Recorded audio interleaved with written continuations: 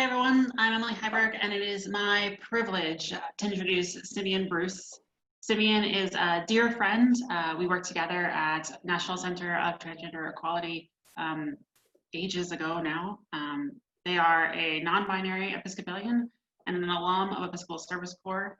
They are working on full transgender inclusion in the Episcopal Church, and they look forward to one day being a part of a vowed religious community that queers boundaries around gender, as well as the active and contemplative dichotomy. Thanks for making it fancy, Emily. Howdy, y'all. So I have to admit, I don't really have yet any organization to tell everybody about, but I'm on the path, hopefully to founding something new. My experience in the Episcopal Church, I'm currently 27, came to the Episcopal Church via a Google Maps search when I was 18, and I'd just gotten to college. I just typed church into Google Maps, and I was raised very Southern Baptist. So I was like, what is Episcopal? And I haven't really looked back. I love this church, complicated, and as much work as we have to do. And my pronouns are they, them, and I usually describe myself as an Episcopalian at large within the Diocese of Atlanta. I did do 3 years of Episcopal Service Corps, one at Society of St. John the Evangelist. So what up, Boston Crossing folks? Hey. And also with the relationships I've built over the years with various monastic orders in the Episcopal Church, I wanted to mention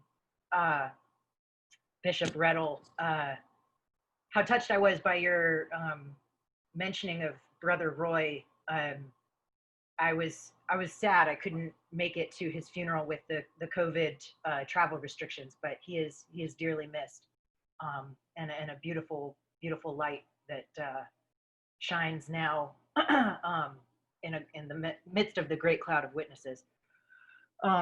So basically, my entry point into activism within the Episcopal Church was, unfortunately, the death of a number of my friends. In the year 2017, one of my friends, Scout, was shot in the middle of the street in broad daylight by a police officer at my alma mater who still has a job. And my friend Scout died. And in the wake of that incident, a number of other friends lost their lives to depression and mental illness. And I realized after I had unfortunately, the honor of organizing funerals for several of my friends, because I knew that the funerals their families were going to host were not going to use their name or pronouns or be respectful of their lived experiences, that the Episcopal Church was the only church I knew of and had access to, and that was my community where queer people were welcomed, and where it was possible for these funerals to be held. And at the same time, the Episcopal Church had not yet arrived. That there was so much work to do, because in that season, I was also in a space of, I had been told by SSJE, we affirm your call to monastic life and priesthood. We see both of these calls active in you and your life. And we think you should discern for priesthood first, because we're not quite ready to have a non-binary person join our order. We're still an order for men, and it's going to take time for us to get there. And then I had gone to the Diocese of Atlanta and gone through their discernment process, and I got the answer, well, it's fantastic. We see both these calls, and we think that they are active in you, and we think you should come back later, because and we think you should pursue discernment for monastic life first, because the diocese we're not there yet in terms of being ready, and it's just going to take time. Um, so then I started visiting all these different monastic orders all over the United States and encountered everything from what is transgender uh, to there were orders that I got in touch with and was having a great conversation, good rapport until they found out I was trans, and then I was totally ghosted. Um, and there were orders that initially said, "Oh yes, we're totally welcome, uh, ready to welcome a trans member of the order." I made visits. I was ready to start discerning, and then in the middle of my aspirant visit, a brother took me aside and was like, "Hey, so will you tell me what all these words mean?" And when I was working on explaining my identity to him, he said, "Well, I mean, that just seems fake." And I was like, wow, so they're not ready. They haven't done the work. Good. Glad we covered that. Um, so I've spoken with a number of orders and basically come to the conclusion that the time is ripe for queer people to, just as we have always done, imagine ourselves into being, and fully into being within the church, that being part of it. Um, I'm excited to see what can happen over the next couple of years. I'm in touch with some other folks who are interested in founding a queer monastic order. Um, and I want to acknowledge kind of two pieces of the puzzle for me around vowed religious life, which often gets called monasticism as a whole, even though there are forms of religious life that don't identify as monastic. Um, I think, first of all, it's important to me that monasticism is kind of inherently queer. Uh, it takes an alternative approach to sexuality and human needs around togetherness and intimacy.